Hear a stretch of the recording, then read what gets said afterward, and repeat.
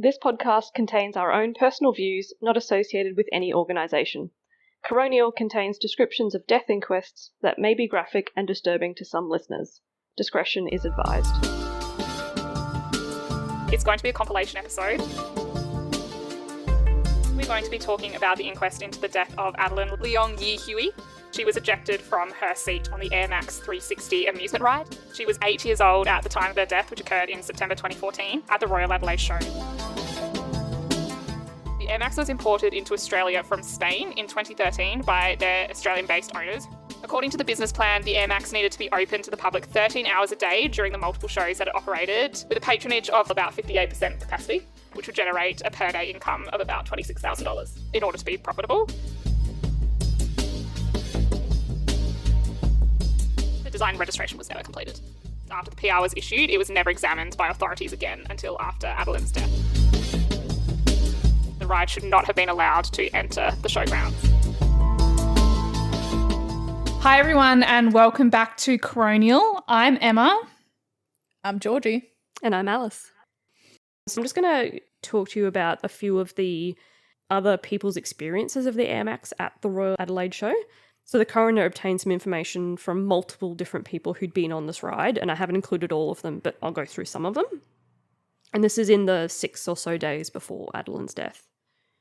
So many people said that there were issues with the ride not working properly or being closed for repairs. And on multiple occasions, they saw a man going to the centre turret during rides, which is quite dangerous, to fix something while the ride was happening. And this, my understanding was, these are information from the Adelaide show, but this had happened at other shows as well. In terms I believe of so. Faults for the ride at other shows. Yeah, I don't think for the other shows they went into too much detail with getting people to come in and give evidence. Yeah. There were also many reports of the harnesses being quite high and people sliding down in their seats during the ride. Mm. A woman went on the ride with her 5-year-old daughter, who was 123 centimetres tall. She questioned the staff about whether her daughter was physically big enough to be on the ride, to which they replied that the bar going over her legs would stop her from falling out. Oh my gosh. This mother was concerned when the ride became violent and jerky and noticed her daughter being thrown around like a rag doll for about 30 seconds before she could hold onto the restraint again. So I think obviously her daughter was holding onto the harness, but as she was being thrown around, she let go of it and then was a little while until she could hold onto it to sort of steady herself a bit more. So a patron took a video of the ride on the 6th of September because he noticed some problems with it before his wife and his niece got on the ride. So he actually filmed the ride that they were on. So the video showed the male owner present in the centre turret during the ride, and that centre turret housed the air tank hoses and the electrical panels, which are 2 core systems of the ride. The ride stops multiple times during the ride, and the ride operator is also seen going to the centre turret. So clearly there were issues with the way the ride was operating. A 14-year-old girl and her younger brother were on the ride when she noticed her brother's harness and the harness of another young girl raised up to the limit of the seatbelt. So obviously they were creeping Stretched up. right out. Yeah. The seatbelt was the only thing holding it down at that point. Mm-hmm. Yeah. She shouted to the attendant and the arms were lowered and the harnesses pushed back down by the attendant before the ride was Oh, happy days, again. press on. Oh my goodness. I'd be like, get me off the ride. Yeah. I'd be like, okay, cool, I'm out, thank you, Yeah, I'm bye. good. Yeah, so that's just a bit of background into clearly there were lots of issues going on before Adeline had her ride. Yeah. Cool, so now I'm going to go through some of the other issues with the Airmaxx, including the assembly, inspections, harnesses, restraints, and the training of the people who actually operated the Airmaxx, which, surprise, surprise, wasn't great. Training is a loose term. Very. As Emma mentioned, the Airmaxx was bought from Safeco in June 2012, but didn't actually arrive in Australia until April 2013. So that's quite a delay from them buying it to them actually it arriving in Australia. Was it brand new? I have no idea. I think so. Okay. I mean, I I would assume assume so. so. 'Cause That's the manufacturer, Yeah. but you never know. Like, Yeah, it no, could I have been think a it was new. secondhand. So when the ride arrived and cleared customs, the owners were keen to get it set up and earning money. Obviously, because there'd been such a large delay, they needed it to be making money immediately. Because they had paid for it. Yes. in that 8 months earlier or whatever. Mhm. Yeah. They okay. needed to start their payback plan on the Yep. loan. So they were expecting the company to send a technician to Australia with the ride to help them assemble it, but that actually never happened. So that was not the owner's fault. They were of the understanding that Safeco was going to send a technician to help them set it up for the first time and teach them how to do that. Did they not ask? It doesn't go too much into detail of... I think they probably followed up with them, but the ride was already there and they already needed it to be making money, so they couldn't wait for someone to be sent from Spain. Yeah, I also have some interest in how the legislation and like duty of care and all that kind of stuff comes back to the manufacturer in this case. A bit difficult because it's an overseas manufacturer. That's what I mean. And so like there's some really interesting things that Safeco have done in this that I find, mind-blowing. Yep. So because there was no technician to help them set it up for the first time, there were a number of issues that the owners had to email Safeco about. So some of these issues they had to email about were not being able to get the 4 highest spaces out, what the model and serial number was of the ride because they couldn't find it, what parts of the ride were left to be sent, which indicates that some parts were missing when the ride was first shipped over. Some problems with hooking up the hoses, which links into the air tanks. Rust being on some parts of the ride already. The electronic control panel, just having issues with that. The maintenance schedule, so how often they were needing to maintain it. And also how tight the bolts needed to be. It's like pretty rudimentary stuff, right? Yes. Yes. I'm glad they were clearing this up. Be? But Should this be tight Or or like- just loosey tight? It's very concerning when that ride is spinning at however many revolutions lot. a minute. and spinning in multiple planes. So the coroner found that the owners should not have been expected to assemble the ride for the first time on their own. So that was one feel like thing where the that's- coroner yeah. was pretty clear. Okay, so we talked about the design registration and plant registration before. The Airmaxx needed an inspection to obtain the DR and the PR, and this was carried out from the 6th to the 8th of May 2013 by a qualified engineer, Mr. RB. 3 of the emails the owner sent Safeco about the assembly also occurred on the 6th of May 2013, which was the first day this engineer was there to inspect the assembled ride. He wasn't there to help them put it together. He was there to inspect it After it'd been been assembled. Yeah. And this was separate to the DR and PR. This was This was- another portion of getting it registered. Yeah, there should be an initial inspection to help you get the DR and the PR. That's right. But this engineer wasn't there to do the DR and PR. He Yep. was just there to do the inspection of the ride. Yep. So the coroner found that this inspection was deficient and became a core but inaccurate reference point for future inspectors and regulators. After he'd done his inspection, everyone else was assuming his inspection was done correctly. Yeah. Yeah. And so they were working off of the findings Off of in a his- a inspection. bad baseline, essentially. Yeah. The first inspection that was being done from the 6th to 8th of May is known in the industry as a commissioning inspection, but this term isn't actually found in the Australian standard. It was defined at the inquest as the first inspection of any amusement device before it's available to the public, and should involve a full inspection, including the electronics, by an electrical engineer, helping to fill in the logbook and working out the maintenance regime for the ride. Which is one of the questions they'd already had to ask Safeco. Yes. So Mr. RB confirmed that the logbook was completely blank when he first looked at it. He emailed the lead engineer, Mr. B, on the night of the 6th of May stating that he had rated it as a Class 3 ride and provided a restraint formula that totaled 12. What does a class 3 ride mean? I think it's just to do with the way the ride operates, like the forces that are on you, Right. like essentially how extreme the ride is. Mm-hmm. So he was saying it was a Class 3. That must be high intensity, right? Or at least I'm not relatively sure. high I don't know intensity. what it goes up to, but yeah, it would be a reasonably I'm just thinking in terms intense of the ride. ride. Yeah. I was going to ask, stepping back a section, the logbook was empty. Is that how one would expect it to be? I don't know what I'm the not sure. answer there is. Is there stuff that's meant to have been filled out by the manufacturer? I would have thought... Logically, I would have thought a- like the model number and the serial number Yeah, it should would have have been already in been there. on there, but Anyway. for whatever reason, and I don't know what the standard is for them. Yeah. So at the inquest, Mr. RB admitted that one of the factors in his formula was incorrect, and it should actually have totaled 14. I think it was only after it was pointed out to him. Yes. A total of 14 means that a Type 5 restraint is necessary, and that's the highest level of restraint under the Australian standards. Mm-hmm. By the time the inspection was completed, Mr. RB assumed that the design registration hadn't been completed, which was correct because it was never obtained, partly due to the air tanks not having their design registration. So the air tanks needed their own design registration before the Airmaxx could get its design registration. But the logbook noted on the 8th of May that a design registration was obtained for both the Airmaxx and the air tanks. And that takes us back to that falsely obtained DRN. So the design registration and the plant registration were never obtained by Mr. B, even though that is what the owners approached him to do. And we obviously had that contention about where it came from and how it got there. Yeah. So there were 3 documents that were prepared by Mr. RB that were investigated as part of the inquest. Document 1 was called A Record of Annual Inspection of Amusement Device, and it assumes that a design registration had already been obtained. The design registration section of the form was left blank with a note that read, "New ride, await registration." The document was not set up for a commissioning inspection, being that first inspection, and it contained various items such as previous operation history and inspections which weren't applicable at the time, but which had been ticked off.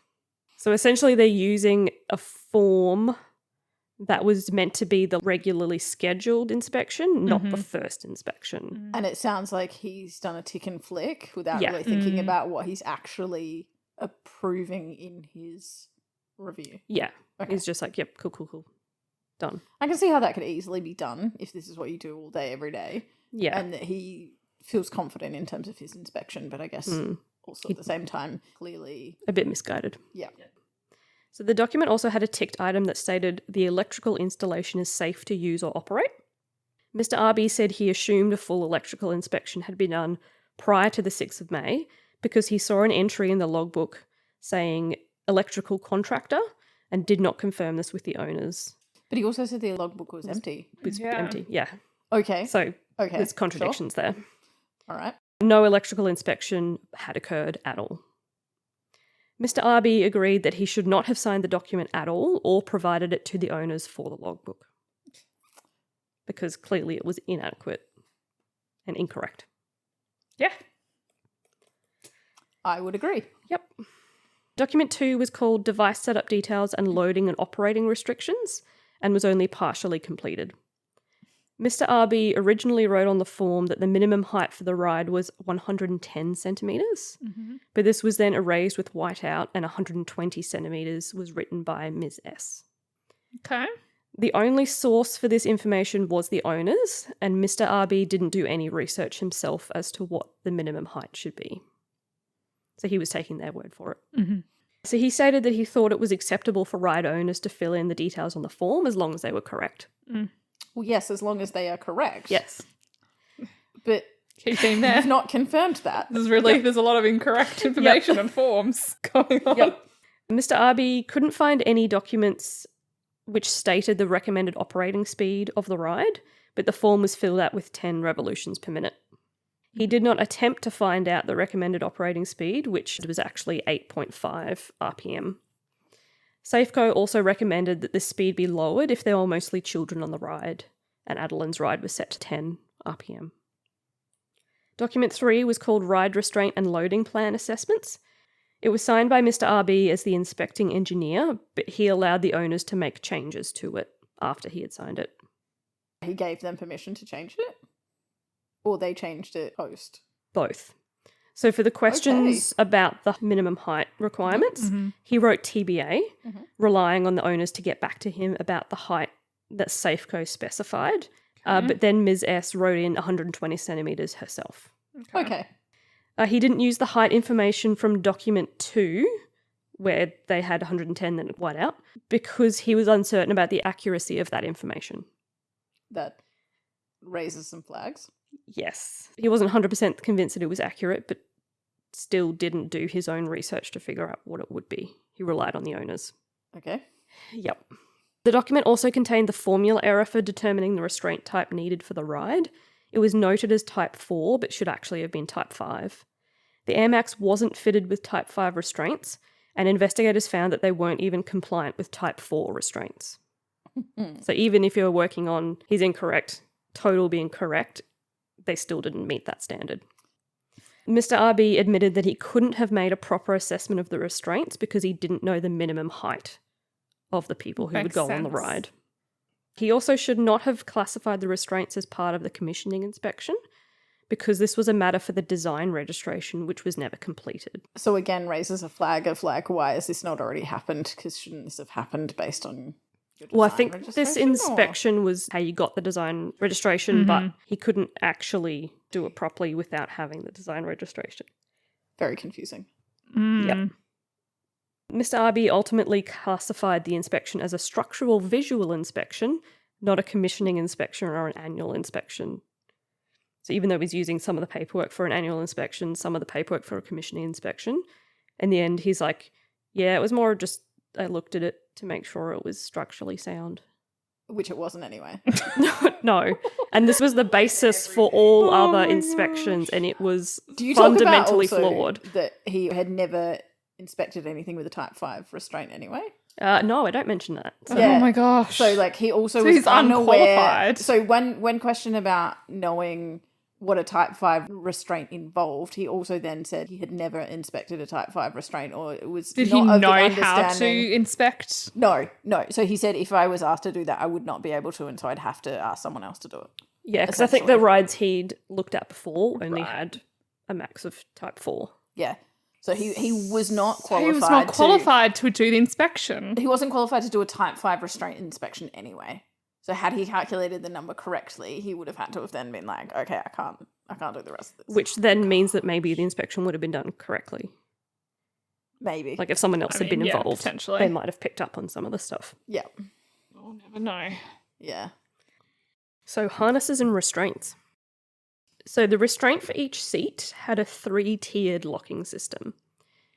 Each seat had an over-the-shoulder U-shaped rigid harness, which connected to the top of the seat via a common shaft, which had a primary and secondary lock system. Both of these lock systems were hidden when the access covers on the top and the back of the seat were in place, so you wouldn't see them normally when you're on the ride.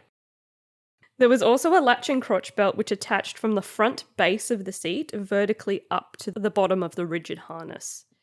The primary and secondary lock systems were controlled from the operator console for either lock or release. The positioning of the harness was manual, with either the patron or the ride attendant pulling that restraint down, so that over-the-shoulder restraint would come down over your head. Either you would pull it down or the attendant would pull it down. The latching crotch belt was manually engaged or released by the patron or the ride attendant. So they would come along, make sure you're buckled in. Yeah. As previously mentioned, the restraints on the Airmaxx were Type 4 at best, which were not compliant with the Australian standards for the ride because it needed Type 5 restraints. As the owners imported the ride into Australia, it was their legal responsibility to have the restraints be compliant with the Australian standards. It should also have been picked up during the assessment that Mr. Arby made, except his formula was incorrect. So ultimately, it was up to the owners to make sure that the restraints were compliant with the Australian standards, but it also should have been picked up during that first inspection. And I mean, I think that's really hard as an owner to know, like you're relying on those industry specialists to give you Yeah. advice about that stuff. So I can understand how they could not know. Yeah, well, interestingly, the lead engineer, Mr. B, was engaged by the owners for the DR and the PR, but he wasn't hired before the purchase to check that the Airmaxx could be operable and compliant with the Australian standards. So he was brought in after the fact, after they'd purchase. already bought it. But someone had advised them about what type of ride to buy, right? Was that just the broker, though? The broker, I feel like it was yeah. that. Yeah, that was just the broker, the loan broker, who That's just said right. purchase from Safeco. Yeah, so the broker was looking at like the monetary side of like Correct. if you run it this often for this much, blah blah blah. So they weren't really Yeah. looking into The the safety engineering aspect of it. Yep. perspective. Okay, yeah. So from that, it seems like they probably should have had an engineer that they'd hired before they purchased it Yeah. to make sure that whatever they were importing was actually able to be used in Australia. Yeah. But they didn't do that. Okay, so let's have a chat about the minimum height for the Airmaxx at the Royal Adelaide Show. So the minimum height for patrons to be unaccompanied on the Airmaxx at the Royal Adelaide Show was 120 centimetres. It's not in question by the coroner that people involved in the amusement industry, including the owners of this ride, knew that the minimum height was set by the manufacturer. It wasn't something that the owners of the ride would ever choose themselves. It was set by the manufacturer. The owners said that they were told in Spain by Safeco that the minimum height was 120 centimetres. But this is in direct contradiction to the written communication from Safeco to the owners in October 2012. So the Safeco manual was a bit confusing because it was translated from Spanish to English, but the owners, they recognised that they weren't sure of what the minimum height should be. So they got clarification from Safeco via email, and that clearly explained that the minimum height for an accompanied patron was 120 centimetres and unaccompanied was 140. So accompanied meaning you should have your adult or guardian next to you on the ride. Which I find very interesting because I don't understand how that affects harnessing. Yeah, how are you going to help the person? Like, just because someone's sitting next to you doesn't mean you're not going to be ejected from the ride. It doesn't make any sense as to how there could be a difference just based on whether you have a supervising adult or not. Not in terms of the legitimacy of the harness. I just don't see how that changes anything. No. Yeah, I'd be really interested to know what how they set that height. Yeah. Anyway. In the 2013 Sydney show that the ride was at, the height instructions from Safeco were adhered to by the owners. So even though they're saying that they didn't know or they thought it was 120, there was an email saying this is what it is, and they actually used the manufacturer's minimum height in another show. Okay. I would be very interested to see numbers of patrons on the ride pre and post that. Yes, we'll get to that because obviously the lower the height is, the more people who are eligible to go on the ride. Absolutely. And the more money you can make. Potentially, yeah. So in September 2013, the ride was at the Royal Melbourne Show with a minimum height of 120 centimetres, and there were reports of 22 injured people over 3 days. So because of those injuries, an amusement ride specialist engineer, Mr. G, assessed the ride and found that small patrons didn't seem to be able to hold themselves in the ride properly, so were being thrown around inside the restraints. So even though they were restrained, there was a bit too much room and they were being thrown around inside there. So what types of injuries were they seeing? Were they sort of like whiplash? It didn't go into that much detail of what types of injuries. That's a lot of injuries for one ride, for one show. In 3 days. Yep. So this engineer felt that the 120 centimetre height minimum was inappropriate and verbally told the ride operator that the height be raised to 140 centimetres. He noted that there were a lot of children and teenagers going on the ride, so his advice was that if the patron didn't fill the seat or could be thrown around, they shouldn't be let on the ride to begin with. Mr. G remembered that a representative of the show was present when he was giving his recommendations. When interviewed in 2021, this representative's memory was generally the same as the engineer, but he didn't recall the specific recommendation about 140 centimetres. You know, we're talking 8 years after it happened. You're probably not going to remember exactly what was said. He didn't take any notes at the time, so was just relying on his memory. The ride operator, so that was, at the time... That was Mr. BM, yeah? Yeah, Mr. BM was the ride operator at that show too. He apparently had no memory of this inspection or being told that the height needed to be raised, which the coroner had their doubts about. Yep. On the 23rd of September 2013, while the ride was still at the Royal Melbourne Show, a 9-year-old girl went on the ride which had a minimum height of 120 centimetres and reported a neck injury afterwards. WorkSafe Victoria attended and made a formal report which resulted in the ride operator being retrained for 4 hours under the supervision of the owner. The minimum height for the ride being raised to 130 centimetres. Again, interestingly, Mr. G, who had also inspected the ride, didn't speak to WorkSafe Victoria. So even though two separate entities had inspected it, they didn't speak to each other. And so WorkSafe Victoria didn't know that someone else had already recommended that it be raised, and it wasn't. Yeah, and that they hadn't followed that recommendation. Yeah. So during the inquest, the owners of the ride admitted that they had made a mistake by keeping the minimum height at 120 centimetres for the Royal Adelaide show, because prior to Adelaide, they did know that it should have been higher.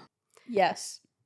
Many occasions. Yes, multiple times. Ways that they could have known that. But they knew because they emailed the manufacturer. Yes. They knew because they'd set it at that height at one of the shows, and they knew because they'd been told on at least one occasion they knew of. Let's assume that Mr. BM didn't pass on the one he didn't remember. Yep.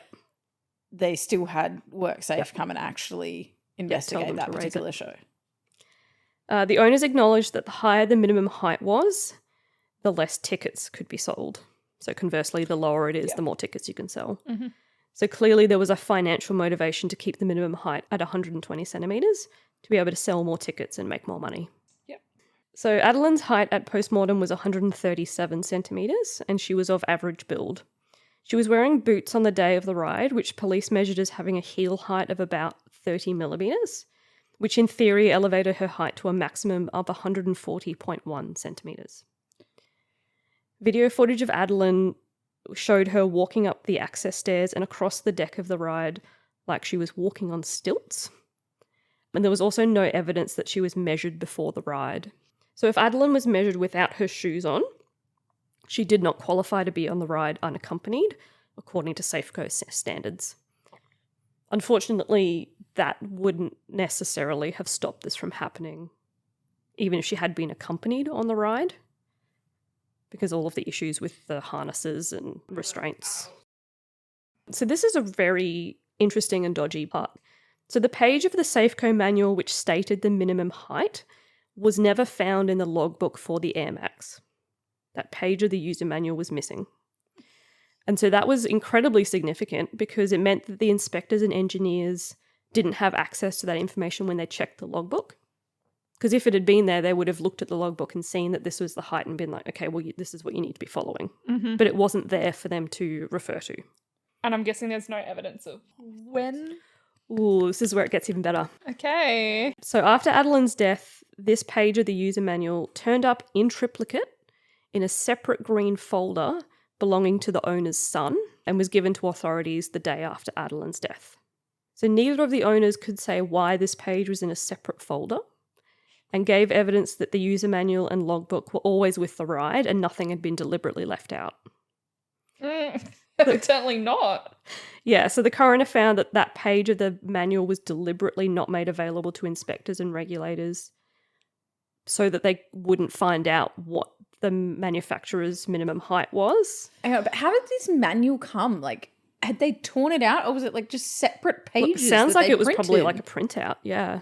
Weird. And they've just, yeah. And it was also pulled the translated leaflet from Spanish to English, so yeah, just the fact that that page just wasn't there. No one who looked at it Was it? Did it have recognised page that numbers? well, I'm just thinking that. Like, wouldn't they have noticed? But I guess they're not. But they're not sitting they're there not like combing counting through the whole pages, thing. But if you're still- specifically going through looking for the height requirement, And you're one, not was there finding not it. like a contents at the beginning of the manual?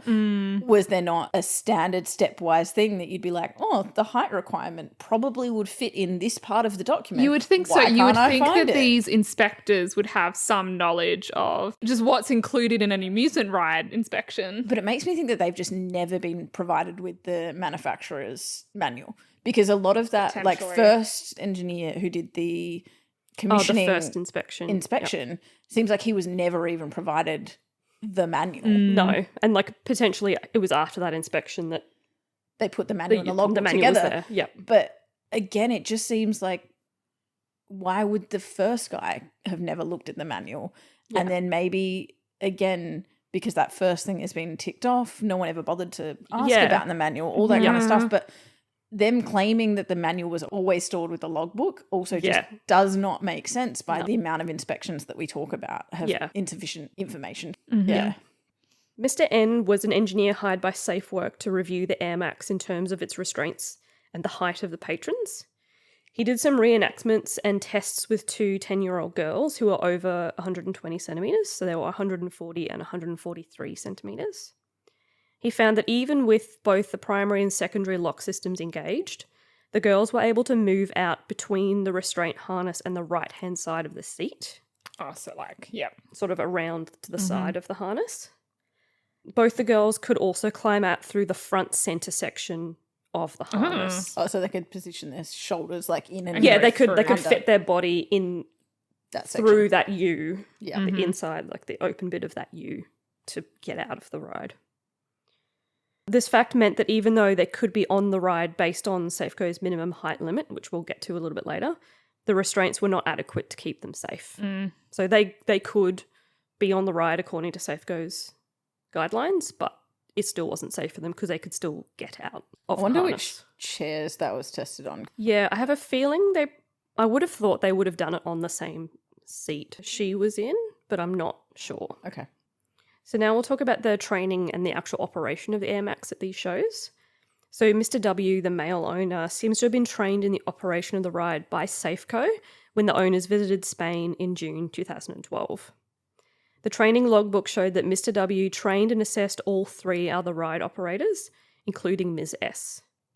8-9 months after he learnt on a ride in a different country.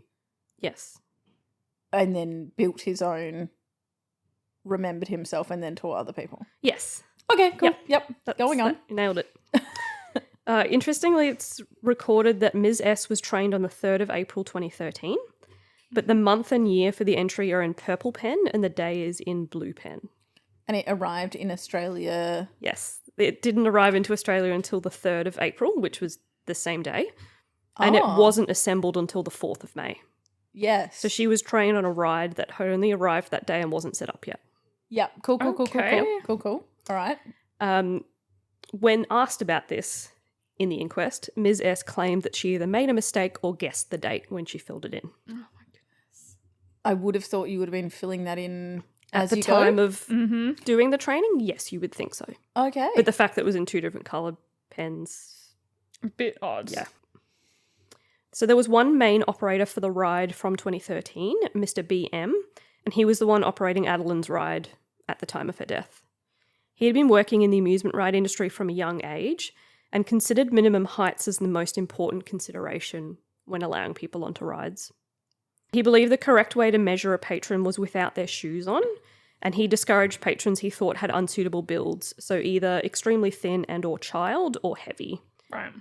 He was involved in the maintenance of the harnesses and stated that hydraulic oil was bought and put into the hydraulic cylinders of the harnesses, and these would be topped up once every couple of months. And I believe Georgie will go into the issues with that. Mr. BM was involved in an inquiry at the Royal Melbourne Show in September 2013, where he was told by WorkSafe Victoria to check the minimum height with the manufacturer. They ordered the minimum height to be raised for the remainder of that show to 130 centimetres. And so this was a missed opportunity to discover the recommended height of 140 centimetres, because even though they said you need to check, they didn't actually follow up on that, and they didn't check themselves. And I find that interesting. Whose duty is it to do? He's just a ride employee, right? Yeah. He's not the owner, but I guess you'd still then expect him to pass that on to them. But it's unclear where that duty falls as well. Yeah. Because telling him doesn't seem like the right person to have informed. No, but I guess if the owners weren't around at the time, you should follow who up else on do you it. tell? Yeah. Yes. You get in contact with them. The owners reduced the minimum height back to 120 centimetres at the next show. So they didn't follow it yeah, anyway. They didn't. They did for that show, but not for subsequent ones.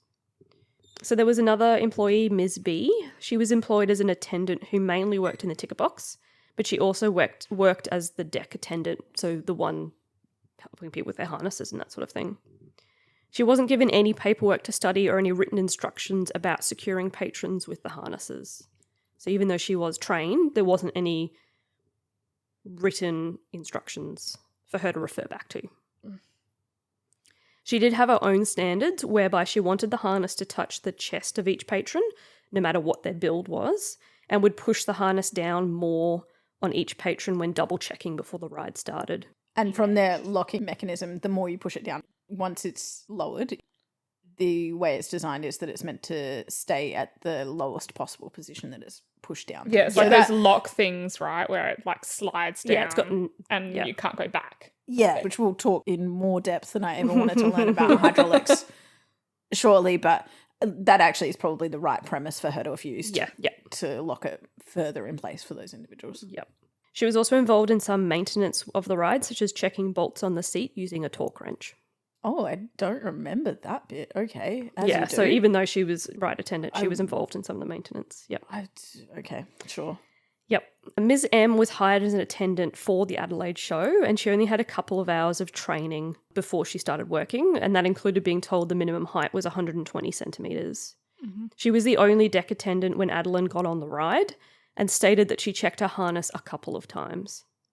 She showed Adeline how to use a crossover grip, holding the harness like a hug. She believed that Adeline didn't speak English, so I don't know what the extent of her instructions to Adelene were when she did that.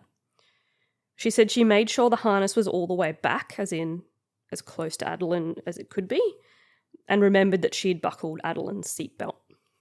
The video of Adeline's ride showed that Ms. M's attention to the ride was poor.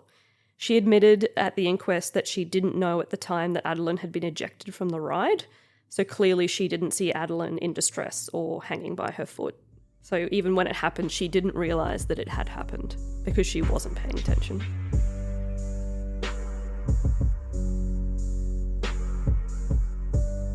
Thank you all for listening to part 2 of Adeline's case. We'll see you all next week for the final chapter of this case, where we continue to discuss the many issues involved and also talk about the aftermath of this incident.